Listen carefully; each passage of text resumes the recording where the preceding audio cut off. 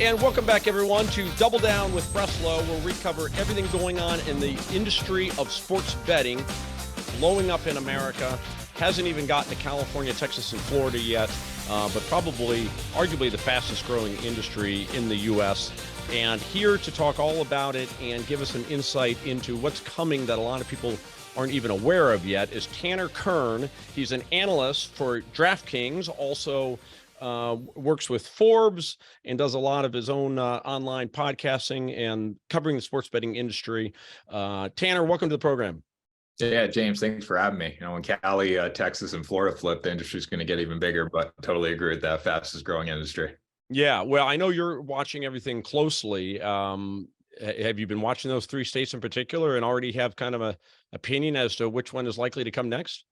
I would think it'd be Florida, considering they already kind of flipped and then had to take a little bit of a backseat to get all the, the agreements going with the tribes and all that there. So I think Texas would probably be last. I think Florida, California, Texas, if I had to pick. But once they flip, I mean, it's going to be massive. Yeah. Texas is very conservative when it comes to gaming. In fact, can FanDuel and DraftKings even do fantasy in Texas? I don't believe so. I actually should know this because I live down in Texas and I would always have to go to Louisiana to place a bet. So I'm sure there's some sort of DFS stuff down there, but I don't exactly know what platforms there are. Yeah, they're a long time holdout. They even their tribal Indian casinos weren't able to have, full-fledged gaming. They're one of the last states to allow that. There was just a big Supreme Court ruling that allowed the tribal locations to have bingo. So, and that's all they're allowed. So it's the first time they've even been allowed to officially have bingo in Texas. California, we had two things on the ballot this past year. Both went down because half of the tribes were supporting one, the other half of the tribes were supporting the other, and they just killed each other with hundreds of millions of dollars spent on the thing, and both of them went down. It was just very confusing for people, and people just ended up voting no on both of them. Yeah, I mean, it gets tough when you're working with tribes. And then also on top of that, legislators tried to put other stuff into these sports betting bills, which is another reason they don't get through. Both sides might support sports betting, but one side wants something else included in the bill, and then that just derails everything. So, it's picking up. I believe 33 states now have legal sports betting. So wow. We're getting there. It's flipped quick, but once those three big states flip, we're going to see a lot more money going in the industry. Yeah. Well, let's talk a little bit about your background. You started as a Division I football player. Tell us about your football career. Yeah, so short-lived football career. I guess I was Division I athlete, played at Lafayette College. But after my freshman year, I had too many concussions. So unfortunately, career came to an end. I was still on the team for a few more years, ultimately lost my scholarship, though, ended up transferring and finishing at UConn. But yeah, I love football. It kind of taught me hard work and taught me everything about sports. I mean, I love sports because I played football. And I actually started as a freshman in college. So I got the best of both worlds. I got some pictures from my days playing, and I also, learned lessons without learn my lessons without, causing too much damage to my body. Who is Lafayette's big rival? Lehigh. So that was our biggest game, played in front of 20, 30,000 people. So it was one AA football. We played like Holy Cross, we played like Army, Navy for our bigger games, but Holy Cross, Lehigh, Bucknell, all those kind of schools in central Pennsylvania, New Jersey area. Yeah, well, I played high school football and definitely had 2 or 3 concussions. I lost my memory for about 3 hours both times. It was just a weird thing. Did the same thing happen to you when you got concussions? Did you lose memory? Yeah, definitely. It's a different era now. You see concussion protocol, even the NFL, when guys go down, there's doctors analyzing the hit on the sidelines. Back in the day, it was just like a stinger. And I'm not that old. I'm only 25 years old. But, even when I was in high school, concussions weren't that serious of a thing like they are now. Oh, yeah, it was totally different. I love to talk about it. I'm much older than you. And when I was playing high school football, there would be one water break during football practice. And that was you go to the hose and there'd be a long line and there's a coach there making sure that you didn't drink too much. So it's like next. Now I'm sure the kids have shade and, tons of Gatorade sitting out there and so on. And for us to toughen us up, they made sure we didn't drink too much water. Yeah, don't drink too much water. That's what they say. You're going to cramp up. Now it's like drink as much as you can. I remember in college, we'd have a 2-a-day, or we'd have a longer session, and like halfway through we'd automatically stop, take our stuff off, and like drink. They'd make us drink like Powerade and get fluids in just because of how hot it was and all that. So it's getting a little softer and softer. I think it's good, but there's definitely some things that I do miss from like the hard days. So what do you take away from being a player when you analyze games? We had Joe Hatton on, who was a hockey player and felt like he had a lot of unique insight from having been on teams. I have my own recollection from high school football, whenever we'd lose a game, the coaches would be all over us, in practice for the next game. So that's something I kind of look at in sports betting as like, okay, who's kind of coming off a tough loss that's likely, especially if they got beaten really badly, that's likely going to be having some real tough practices and going to come back the following week. Yeah, I think the biggest thing I've taken from my career playing sports, at least, is the fact to separate myself from the stats a little bit. Like when I bet and when I analyze lines and games and stuff, I always look at the numbers, but I'm able to look at the fact, okay, this team is got this, they're playing for this, right? They have this kind of, locker room material, bulletin board material, right? So I'm able to take a step back from the stats and say, what's this team's motivation to play this week and how is that going to affect the line? So that's one thing that I learned from playing. I think also just the ability to analyze matchups on a deeper level, right? Like I was an offensive lineman. I used to be 315 pounds when I was playing. So I can like look at the trenches and I can actually see, okay, this team has an advantage here. And that's something that we don't really see in sports content, sports betting content. The line is so neglected, but it's a huge part of what happens in college football and the NFL. So I could take a little more in-depth look at that, and it does help predict games a little more accurately. 315? Yeah, well, 340 at my peak, but I played at 315. Wow. How tall are you? I'm 6'4". Oh, you're 6'4". Oh, okay. Yeah. Bigger, but still, yeah. The BMI was still over the recommended limit. Yeah, one of my favorite stories, a good friend of mine got a full ride scholarship to UCLA. He was just playing 7-man football in the Valley at some small private Christian school, and got a full ride at UCLA, but he was only probably 5'11", and he was young for his year. So he was literally like 17 years old still when he reports as an offensive lineman at UCLA for their like spring football camp. And, they're basically telling him, yeah, you need to get to 280, 290.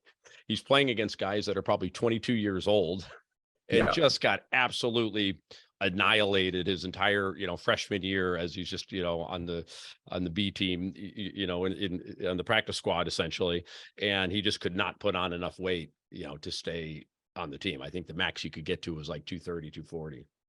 Yeah, I can't relate to the weight as much, but I do remember. So I was 17 when I went to college. I graduated from high school on May 31st, and I had to report up to school on June 1st. I didn't turn 18 till October of my freshman year. And I remember my first start, we were playing against William and Mary. And there was a kid who's actually in the NFL right now. He's a long snapper in the NFL, but he was a legitimate linebacker in college for William and Mary. We were like looking at his Facebook, like he was 23, 24 years old. Like, we're going to get killed by this guy this week. Like, this guy's legit. We're just I'm 17 playing against a 23-year-old. And it's definitely, it's a different mentality. That 4 or 5 years right there makes a huge difference. Yeah. And the difference between high school and college just seems to be huge to me. I had some opportunities for Division III playing, but I'm like, no, thanks. I'm lucky still to be intact, haven't broken anything, few concussions, and we'll leave it at that. Plus there's no scholarships at Division III. So yeah, definitely. It's just to help you get into a school that you probably couldn't get into. Like that for me, that was with Lafayette. Like, yes, I was on a scholarship, but I also got into a school that I probably couldn't have got into if I was just playing as a student. So that was the biggest reason I was trying to play football, and ultimately it worked out for me. And then a master's in sports journalism. That's what it says on your LinkedIn. I didn't even know there was such a thing. Yep. So it's an MS, and then with the focus in sports journalism. So I went to Quinnipiac University, which is right down the road from ESPN. So like all my teachers were from ESPN, or they worked at NBC, or they worked at CBS, right? So yeah, master in sports journalism. So just got that. I took a few years off in between my undergrad and that. But yeah, it was an awesome experience. And then what brought you into sports betting? Because, being a sports journalist, you could simply cover sports like most people do, or you could get into the side of sports. That's the growing part now, which is sports betting.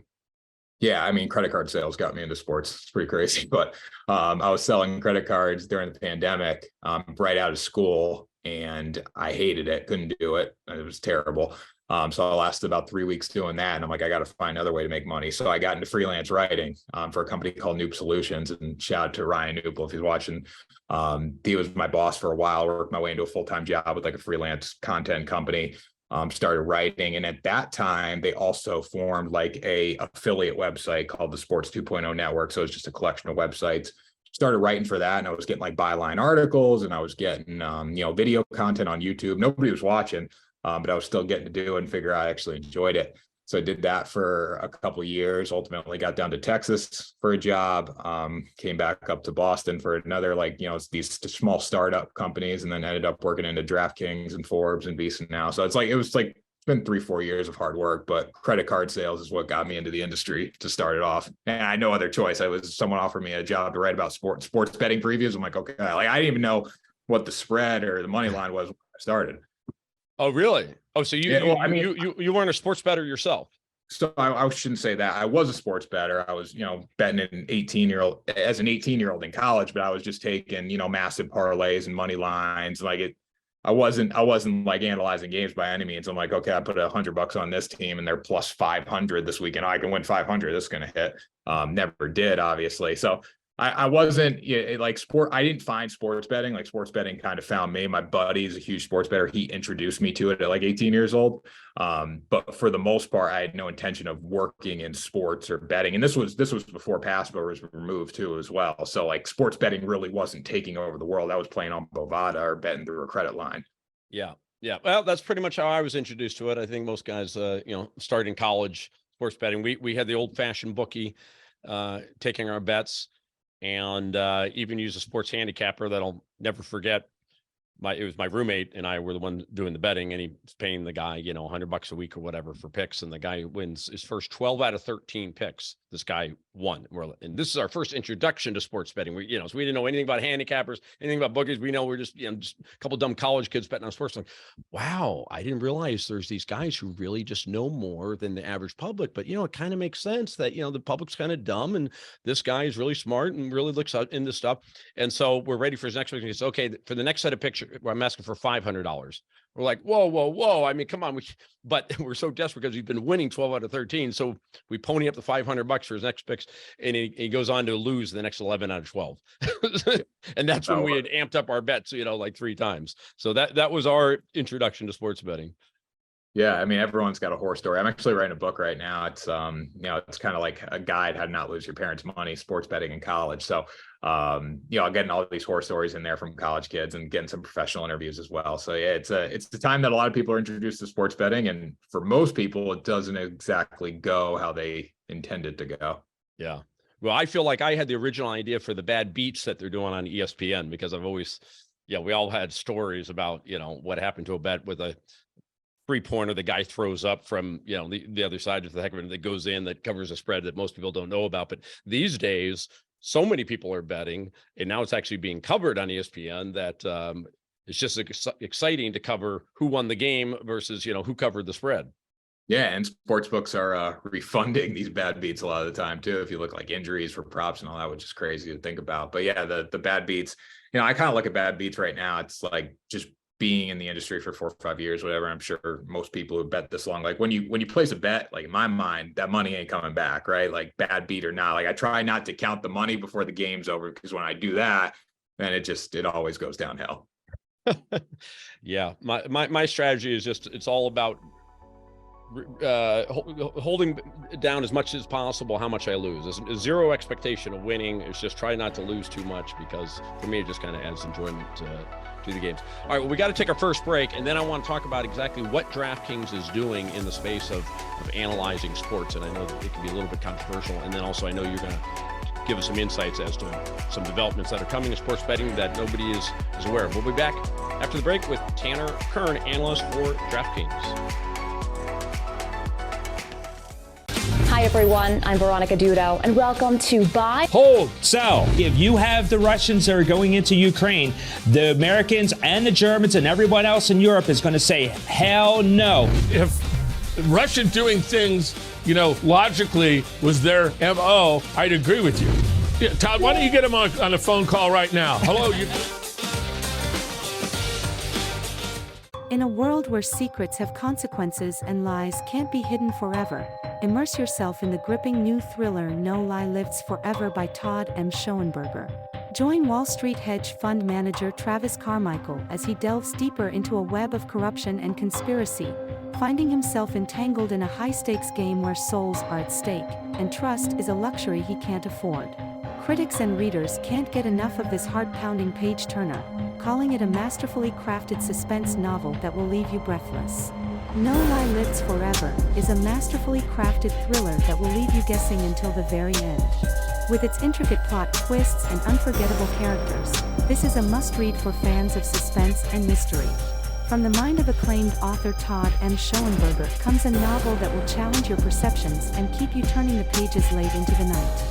Critics and readers alike can't get enough of No Lie Lives Forever. It's been hailed as a gripping roller coaster ride, a true page-turner that will leave you breathless. Don't miss your chance to uncover the truth. Immerse yourself in the suspenseful world of No Lie Lives Forever by Todd M. Schoenberger. Available now on Amazon and at finer bookstores near you.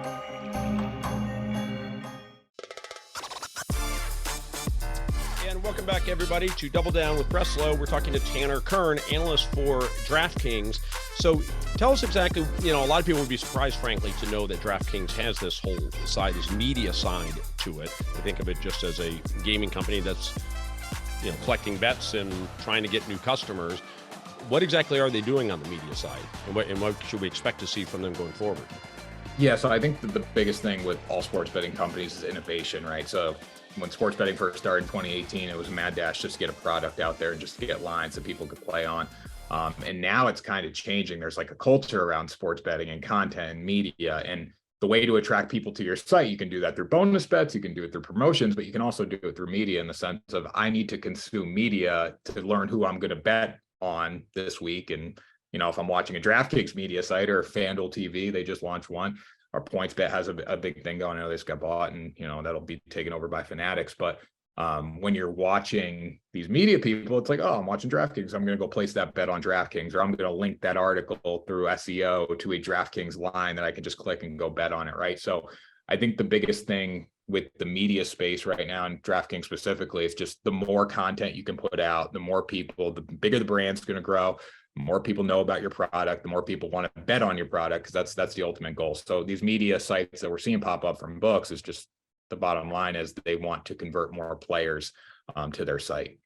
So FanDuel has a 24/7 channel going?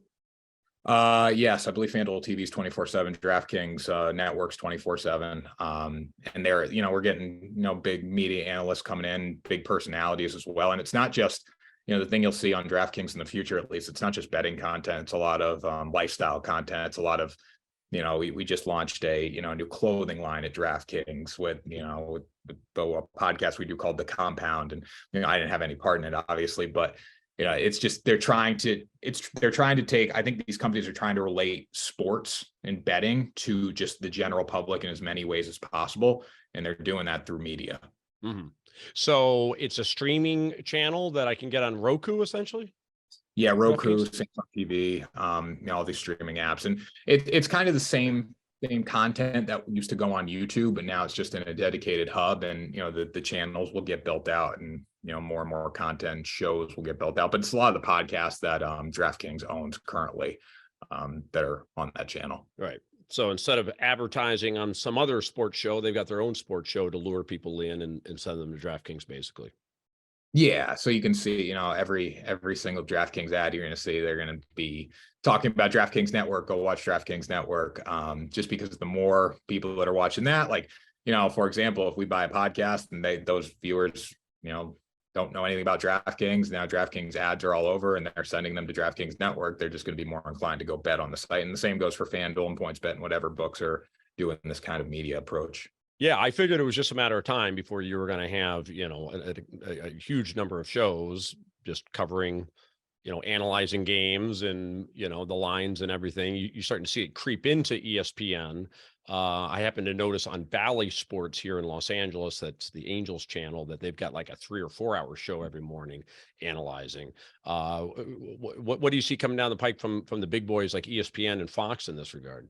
Yeah, so I think the biggest thing, like when we look at the media space for sports betting, it used to be like all affiliate companies. First they were supporting like Bovada and Bet Us and all these like offshore books right through links, and then DraftKings and FanDuel when they legalized. In sports betting, those links went from like DFS links to to sports betting, and that's what the content was. It was just offshore, or it's just media websites trying to get people to sign up and get a little kickback there. But now we're seeing the big dogs come over. We're seeing FanDuel and DraftKings and all these companies start their media. We're seeing ESPN get a little bit into sports betting space. And that was a company that totally stayed away from betting. You turn on the NBA on TNT, right? There's live lines that are being posted during the game on the broadcast, which is crazy to think. So I think the biggest development that we're going to see in the sports betting space in the next 5 years is dedicated betting channels with dedicated betcasts. So ESPN might be showing Sunday Night Baseball, and there's a Bettingcast talking about micro betting at the time, right? So, hey, this batter's up. He's done this off this pitcher. Here's the lines. Here's the bets. Here's what we would recommend in this spot. So that's probably the next thing I see coming. I know that there's been some talks of that I've heard in the industry. I don't know when that's going to come into place, because the legality of that is definitely tough when you're doing that, and betting's a 21 and up, and everyone has access on TV. So I'm sure it would be through streaming, but dedicated bet channels will be the next big development in the media space. Mm-hmm. And then walk us through Betcast in particular. How do you see that? Who would carry this Betcast? I assume what you're talking about is the announcers that are covering this particular broadcast are solely talking about the gambling element of the game. Yeah, solely talking about the gambling element. So live lines, as we know, like you can bet on a football game or a baseball game or basketball, hockey, doesn't matter. You can bet on it throughout the entire game. You can bet the drive in the NFL. You can bet the live point spread for the full game, the total. So I think we'd see dedicated betting analyst and a host, broadcasting the game. Same thing as if you're watching on a regular Sunday on CBS or NBC. But the whole broadcast is immersed in trying to make money on that game. And I know there's a lot of probably legal issues with that. Just like I was saying, it's got to be 21 up, and you got to make sure you're doing it in a responsible way and all that to comply with regulations. But I think that would be the next thing, where people are just saying, okay, it's 1st and 10, here's a micro bet. How many, over 1.5 plays to get the first down here, like stuff like that. And just analysts talking about it, and people are able to bet live on the spot, and you can sync up your phone with the television. So that's definitely what I see coming next. Mm-hmm. Have you tracked much as far as what goes on in Europe for, their soccer matches? I mean, Europe is way ahead of us on sports betting. And to your point, yeah, I was surprised when I first started seeing all the betting numbers, right, as I'm watching a regular, Fox broadcast. I'll never forget Joe Buck in the World Series. I think it was last year or the year before, where, batters come into the plate and he talks about the odds of the guy, hitting a home run. I'm like, whoa, things have changed. Here's Joe Buck talking about betting on whether this guy's likely to hit a home run or not.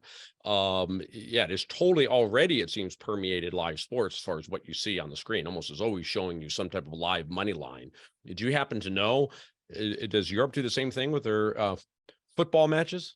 So I don't have an exact answer for that, but I do know, like, if you look at a book like, Bet365 or Unibet or one of these companies that started overseas and trying to work their way into the American market, and they're not necessarily there yet at the level of a DraftKings or FanDuel, but a lot of these books, you can actually watch soccer games on the platform. And some books, like I know, with like Sugar House Sports, for example, sportsbook, you were able to watch like some NHL games on there, right? If you had a bet on the game. So I guess that's kind of the closest you're going to get the simplicity and the ease of pulling out your sports book and being able to watch the game, place a bet without, flipping back and forth between apps. So I'm assuming you can do that in Europe, but not exactly sure.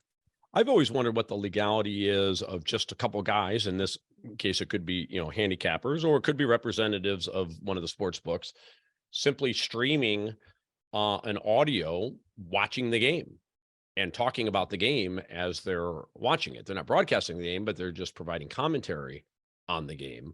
So in other words, as opposed to it being an official betcast, it's just a guy or a handicapper who you can go and listen to him watching a game and commenting on the game from a betting perspective. Yeah, and I think we do see that too, maybe on a smaller level, like with TikTok and with, Instagram and these live streams. Like I know I've done it before, where, you put your phone on and you stream a game on TikTok. If TikTok doesn't bring it down, you can get, thousands of people in there that are just looking to watch the game. And, with the organic reach of those platforms, and people just want betting information. They want to talk picks, and they want to, it's kind of like more of a relaxed setting, kind of like you're just sitting there watching the game with your friends, but you're talking betting on a wide scale. So I think that would be a great idea. That might be the start of it, like a radio betcast. But in the future, I do think, they get all the way across the finish line, because the bottom line is, sports betting is all about money. And if you can bring in money, it's going to find a place in media. And that would definitely bring in money. So let's talk about the potential conflict of interest that a DraftKings has when they run a media outlet, such as, they're doing right now, and you're participating in. We had Chris Adams on from Sharp Rank, who said that there's some concern in the industry that the book could need more money on one side or the other. So, they're getting too many bets on one side. They're trying to even it out. And so they tell their analysts, hey, go tout this other side so that we can get more bets on that side. That's the concern that he says that some people have. Have you heard this concern, and what are your thoughts about it? Well, and especially because I float between social and I do media stuff and all that. So you see the opinion of what people have at the book. Like, people don't like the book, obviously, because the book's there to, in the end of the day, take money. Like, that's how the book stays in business. But when I look at that, I don't see it the same way as Chris, and I love Chris, in the sense of books. It's impossible to balance sides. It's impossible to balance lines. It's impossible to balance the money on each side. You're never going to be able to do it. And the fact of the matter is, if someone, nobody knows what's going to happen in sports too. A lot of people believe sports is rigged and all this stuff. And obviously there's been situations over the years where that has come to fruition, but sports are not rigged, in my opinion, at least. And it's impossible to balance the book. It's impossible to pick the right side 100% of the time. Sports betting is very hard. So I can get an analyst up there. If I do a segment tomorrow, I have an MLB segment. We're talking about games. I might like this money line. They might like that money line. It's up to the person to make their pick, right? So I just think with the fact of the matter is, it's impossible to balance the lines. It's impossible to pick 100% of the picks right and give someone the wrong pick. And you also lose credibility by if that ever broke. So it's just not worth the risk for the books. And I think the bottom line with media is not to balance the lines. It's more to just get more people interested in sports betting. Mm-hmm. Yeah, I mean, and the way they've always reacted to that is you adjust the line. I mean, that's what they've done for forever. So this would be another way of trying to balance the line. But I hear you. It would be a highly risky thing to do. Walk us through. You said that you're tracked on Sharp Rank, right? Yep. So I'm curious to talk to you about that, because I think what Chris has got there with Sharp Rank is a really interesting company. I heard it from his perspective. So give it to us from your perspective as far as being on there. How does it work? What do you have to provide to them to be on there, et cetera? So I was on Sharp Rank from the very beginning. So I appreciate Chris for doing that for me, because it helped me out a lot, boost my credibility in the industry. My first year on there, which was 2 years ago, I believe, when he first started, I finished top 10 in NFL. For the year, which was awesome. So, you're working for, a small startup company, and you're competing with guys that are at Fox and Sports Illustrated and stuff, and you're showing that you can make picks. Because that is one element of this. I think, in the media space, it's being able to be entertaining and also make good picks. But if you're not entertaining, not as many people care about. So you were top 10 in NFL. That's among how many people that he was tracking? Yeah, I think there were 200 or 300 on there that first year. There were a lot. And he's probably got a lot more now, right? Yeah, they got a ton. Now there's some football only guys and stuff that come on there right now. I believe there's only 150 people on there that are doing other sports, because they're kind of, I think a lot of analysts too in the space, since sports are such a year-round thing, they've kind of specialized in one sport. So they're only on the app for a period of time, where I'm doing all of them, which helps. But yeah, basically it's basically just an app. You go through, it's got every line and odd. And when it first started, it was just, a spread, a total, and a money line. Now there's props on there. So you basically put in what you're playing throughout the day, as if you were betting money on it. And it comes up, it grades you, it gives you a record, it gives you your ROI and all that stuff. So, but you don't have to make every pick. So is there a certain minimum number of picks that you got to be making to be tracked on there? I'm not sure if there's a minimum, but you just gotta, whatever picks you're making throughout the day. I mean, I think if you make 3 to 5 picks, which is probably what most people do, I think you're fine on there. And they also too, if you don't track your picks for a day, they'll reach out to you and be like, hey, what happened here? And, occasionally there are days where you forget to go into Sharp Ranks. It's just an extra step in your day. And they'll reach out and be like, what were your picks for today? And you send them over your sheet, or send them over some sort of some sort of tracking thing that you're doing on your own, and they can actually fill those picks in for you, which is really cool. So those guys got to figure it out there. And I think Chris's mindset of, keeping the sports betting industry clean with all the media that's developing is great. And, is first of its kind there. And what about you? You seem to be covering a lot of sports, and, I think most people would think that, well, you can be an expert in one sport or the other, but not multiple. You're a former football player. That should kind of be your specialty. What would you say to somebody who says that, analysts should stick to one sport?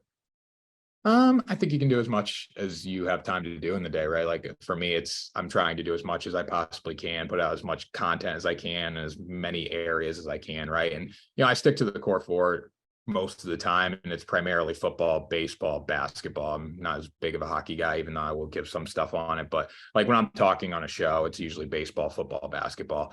But yeah, I think you can do is if you know your stuff, you know your stuff. And it all comes down to preparation, and all comes down to practice. And if you watch enough, if you research enough, no matter what the sport is, I think you can be successful.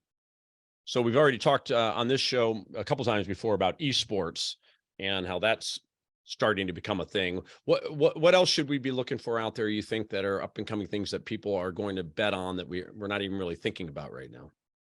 I think, yeah, esport, if you can bet on video games, you can pretty much bet on anything. That's my take. And even during the pandemic, like, it wasn't even just esports. We would bet on like computer streams of Madden games, which was crazy.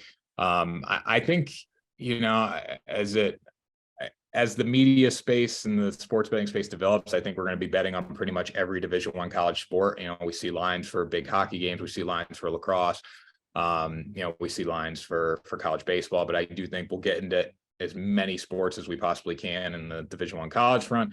I think we'll be doing a lot more overseas. Like, you can already bet on, snooker and darts and all this stuff that I don't even know how to play. But people want to bet, right? People want to bet, and the bottom line is the more lines that the books post, it's a selling point, and it gives people the opportunity to bet on more things. So I don't really have a specific answer about what sports are coming. Pickleball is what I thought you were going to say.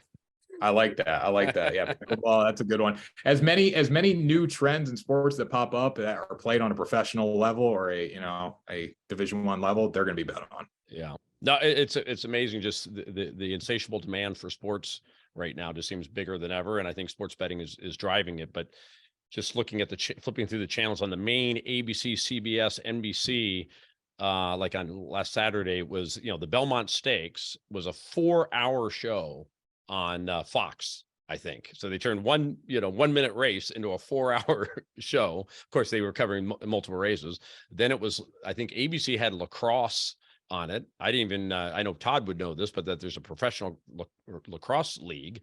Then the other channel was a soccer from Europe. And then I think it was the USFL. So, I mean, that's, pretty random sports. None of them, your big four or big five in the US. And that's what's getting coverage. And with so many cable channels now that, pickleball is starting to dominate the tennis channel. So the demand for live sports, partly driven, I think, by gaming, just seems to be incredible right now. Yeah, I mean, tennis betting's massive, right? There's so many markets for it, and pickleball. I don't know the exact rules of pickleball. I know it's very complicated because my parents play it, but and I've heard all the terminology and stuff. But that will definitely be bet on. And it's just sports betting adds a little extra skin in the game. I'm not a WNBA fan. I've never really watched the WNBA that much, but me and my buddy went to a WNBA game. We was at a casino. We bet on the game. We went to it, and we had the time of our lives. Like, it was so much fun. And now we follow the WNBA and we watch and we bet on it just because we had such a good time. We also made money, so that helps too. But it's a great point as far as how it really kind of works hand in glove, because I'm with you. I would never watch WNBA, but I put $100 on the game, and all of a sudden I'm paying attention. Yep, definitely. And same with pickleball. I play pickleball. I got a buddy who loves watching it, and I told him I'll start watching it when I can bet on it. Otherwise, I've got no interest. Definitely, yeah. That's the all right. bottom line. Well, we should leave it there, Tanner. I look forward to seeing you in San Diego and following your career, up and coming analyst in the sports betting space. Tanner Kern from DraftKings. Appreciate you joining Double Down. Thanks, James. Appreciate it. All right, man. And thank you all for listening and for watching Double Down with Breslo. We'll be back soon with another episode. I want you to smash that like button.